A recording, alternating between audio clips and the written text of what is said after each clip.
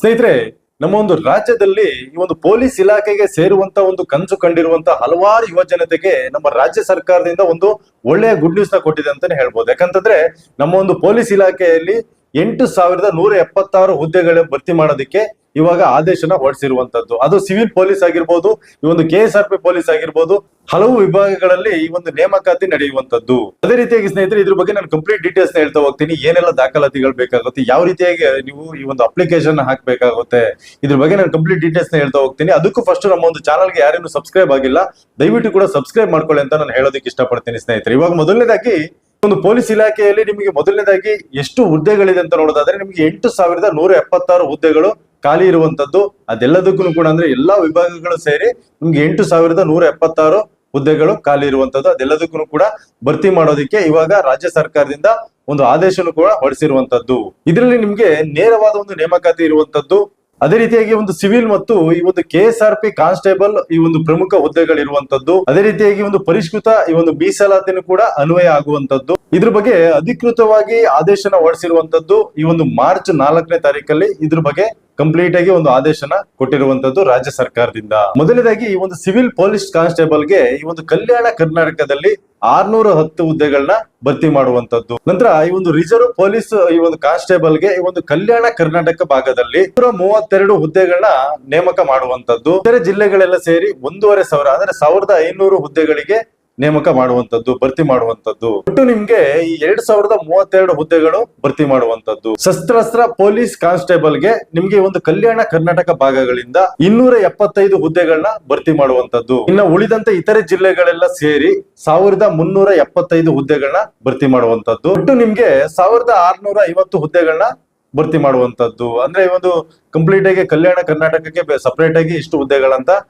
ಭರ್ತಿನ ಮಾಡ್ತಾರೆ. ಇನ್ನು ಉಳಿದಂತ ಜಿಲ್ಲೆಗಳೆಲ್ಲ ಸೇರಿ ಇಷ್ಟು ಹುದ್ದೆಗಳಿಗೆ ಅವಕಾಶ ಕೊಟ್ಟಿರ್ತಾರೆ. ಅದೇ ರೀತಿಯಾಗಿ ಒಂದು KSISF ಗೆ 364 ಹುದ್ದೆಗಳನ್ನ ಭರ್ತಿ ಮಾಡುವಂತದ್ದು. ಅದೇ ರೀತಿಯಾಗಿ ಒಂದು DSI ಅಂದ್ರೆ ಡಿಟೆಕ್ಟಿವ್ ಸಬ್ ಇನ್ಸ್ಪೆಕ್ಟರ್ ಗೆ ಟೋಟಲ್ 5 ಹುದ್ದೆಗಳು ಇರುವಂತದ್ದು. ಅದೇ ರೀತಿಯಾಗಿ ಒಂದು ಮೀಸಲಾತಿಯಲ್ಲೂ ಕೂಡ ಈ ಒಂದು ಮಹತ್ವದ ಒಂದು ಬದಲಾವಣೆಯನ್ನು ಕೂಡ ಮಾಡಿರುವಂತದ್ದು. ಈ ಒಂದು SC ಮೀಸಲಾತಿ ಮೊದಲೆಲ್ಲ ನಿಮ್ಗೆ 15% ವರ್ಗುನು ಇತ್ತು, ಅದನ್ನ ಹೆಚ್ಚಳ ಮಾಡಿ 17% ಗೆ ಹೆಚ್ಚಳ ಮಾಡಿರುವಂತದ್ದು. ಇನ್ನು ST ಮೀಸಲಾತಿ 3% ವರ್ಗುನು ಇತ್ತು, ಅದನ್ನ 7% ವರ್ಗುನು ಕೂಡ ಹೆಚ್ಚಳ ಮಾಡಿರುವಂತದ್ದು. ಈ ರೀತಿಯಾಗಿ ಮೀಸಲಾತಿನ ಈ ಒಂದು ಹೆಚ್ಚಳ ಮಾಡಿರೋದ್ರಿಂದ ಈ ಒಂದು ಹಿಂದುಳಿದ ವರ್ಗಗಳಿಗೆ ಬಹಳಷ್ಟು ಒಂದು ಒಳ್ಳೆಯ ಒಂದು ಅವಕಾಶನ ಕೊಟ್ಟಿರುವಂತದ್ದು ಸರ್ಕಾರದಿಂದ. ಮೊದಲನೇದಾಗಿ ನೀವು ದೈಹಿಕವಾಗಿ ಈ ಒಂದು ಪರೀಕ್ಷೆಗಳಿಗೆ ಪ್ರಿಪೇರ್ ಆಗ್ಬೇಕಾಗುತ್ತೆ. ಅಂದ್ರೆ ದೈಹಿಕ ಪರೀಕ್ಷೆ ಅಂದ್ರೆ ನಿಮ್ಗೆ ಗೊತ್ತಿರಬಹುದು, ಈ ಒಂದು ರನ್ನಿಂಗ್ ಆಗಿರ್ಬೋದು, ಈ ಒಂದು ಲಾಂಗ್ ಜಂಪ್ ಆಗಿರ್ಬೋದು, ಹೈ ಜಂಪ್ ಆಗಿರ್ಬೋದು, ಈ ಒಂದು ಇದೆಲ್ಲದನ್ನು ಕೂಡ ನೀವು ಪ್ರಾಕ್ಟೀಸ್ ನ ಮಾಡ್ಕೋಬೇಕಾಗುತ್ತೆ.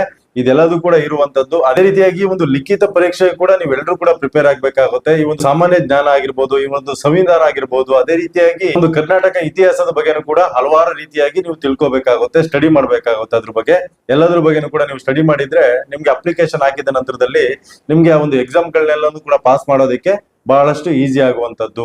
ಅದೇ ರೀತಿಯಾಗಿ ಬಹಳ ಮುಖ್ಯವಾಗಿ ಅಗತ್ಯ ದಾಖಲಾತಿಗಳನ್ನ ನೀವು ಎಲ್ಲದನ್ನು ಕೂಡ ರೆಡಿ ಮಾಡಿ ಇಟ್ಕೋಬೇಕಾಗುತ್ತೆ. ಎಲ್ಲದನ್ನು ಕೂಡ ಈ ಒಂದು ಏನ್ ಅಗತ್ಯ ದಾಖಲಾತಿಗಳು ಏನ್ ಬೇಕಾಗುತ್ತೆ ಅದೆಲ್ಲದನ್ನು ಕೂಡ ನೀವು ರೆಡಿ ಮಾಡಿ ಇಟ್ಕೋಬೇಕಾಗುತ್ತೆ. ಈ ಒಂದು ಏನು ಕಾಲ ಆಗಿ ನೀವು ಅಪ್ಲಿಕೇಶನ್ ಹಾಕುವಂತ ಸಂದರ್ಭಗಳಲ್ಲಿ ಡಾಕ್ಯುಮೆಂಟ್ಸ್ ಇಲ್ಲ ಅಂತಂದ್ರೆ ಬಹಳಷ್ಟು ಈ ಒಂದು ತೊಂದರೆ ಆಗುವಂತದ್ದು. ಯಾಕಂದ್ರೆ ನಿಮ್ಗೆ ಗೊತ್ತಿರಬಹುದು, ಈ ಒಂದು SC ST ಕ್ಯಾಟಗರಿಗೆ ಬರುವಂತವ್ರಿಗೆ ಈ ಒಂದು ಕ್ಯಾಸ್ಟ್ ಸರ್ಟಿಫಿಕೇಟ್ ಆಗಿರ್ಬೋದು, ಇನ್ಕಮ್ ಸರ್ಟಿಫಿಕೇಟ್ ಆಗಿರ್ಬೋದು, ಇದೆಲ್ಲದನ್ನು ಕೂಡ ಕೇಳ್ತಾರೆ. ಇದೆಲ್ಲದನ್ನು ಕೂಡ ನಿಮ್ಗೆ ಇಮಿಡಿಯೇಟ್ ಆಗಿ ನೀವು ಅಪ್ಲಿಕೇಶನ್ ಹಾಕಿದ ತಕ್ಷಣನೇ ಬರೋದಿಲ್ಲ. ಅದನ್ನ ಮಾಡೋದಕ್ಕೆ 15 ಡೇಸ್ ಅಥವಾ 7 ಡೇಸ್ ಇಷ್ಟೆಲ್ಲ ತಗೊಳ್ತಾರೆ.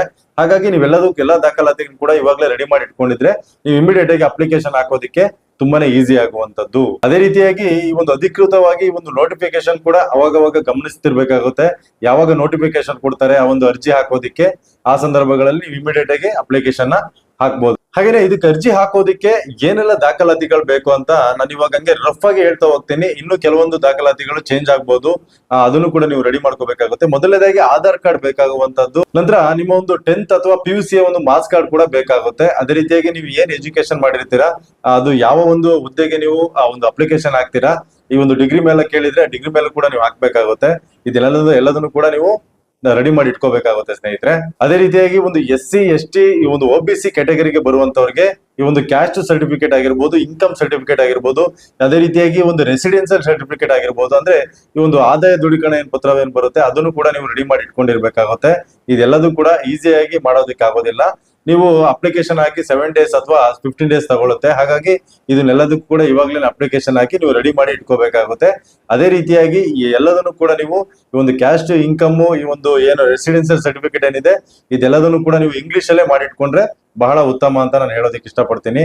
ಅದೇ ರೀತಿಯಾಗಿ ನಿಮ್ಮ ಒಂದು ಪಾಸ್ಪೋರ್ಟ್ ಸೈಜ್ ನ ಫೋಟೋಗಳು ಕೂಡ ಬೇಕಾಗುತ್ತೆ. ಒಂದು 2-3 ಫೋಟೋಗಳು ಬೇಕಾಗುತ್ತೆ. ಅದನ್ನು ಕೂಡ ನೀವು ರೆಡಿ ಮಾಡಿ ಇಟ್ಕೋಬೇಕಾಗುತ್ತೆ. ಈ ಒಂದು ಸಿಗ್ನೇಚರ್ ಸ್ಕ್ಯಾನ್ ಕಾಪಿನೂ ಕೂಡ ಬೇಕಾಗುತ್ತೆ. ಇದನ್ನ ನೀವು ರೆಡಿ ಮಾಡಿ ಇಟ್ಕೊಂಡಿದ್ರೆ ನೀವು ನಿಮ್ಮ ಹತ್ರ ಲ್ಯಾಪ್ಟಾಪ್ ಇದ್ರೆ ಅಥವಾ ಯಾವ್ದಾದ್ರು ಕೂಡ ಮೊಬೈಲ್ ಕೂಡ ಅಪ್ಲೈ ಮಾಡೋದಕ್ಕೆ ಅವಕಾಶ ಇರುವಂತದ್ದು.